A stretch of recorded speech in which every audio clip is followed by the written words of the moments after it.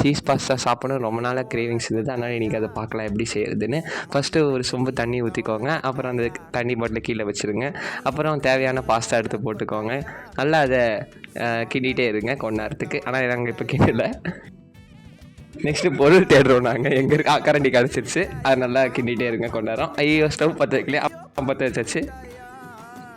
இப்போ வந்துட்டு நல்லா கொதிச்சிருச்சு. ஸ்டவ்லாம் ஆன் பண்ணியாச்சு. ஐயோ புகை மூட்டமாக இருக்கே. நெக்ஸ்ட்டு தேவையான இன்க்ரீடியன்ஸ்லாம் நீங்களே பார்த்துக்கோங்க.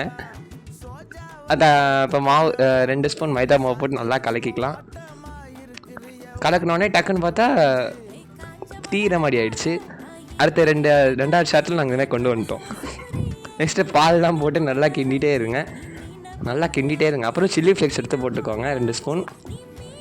அதையும் நல்லா கிண்டிகிட்டே இருங்க. அப்புறம் நம்ம வேக வச்ச பாஸ்தாவை எடுத்து வந்து இப்போ போடணும். போட்டு கிண்டிகிட்டே இருங்க. நல்லா கிண்டிகிட்டே இருங்க. அப்போ நல்லா ஜூஸியான பாஸ்தா நம்மளுக்கு கிடைக்கும்.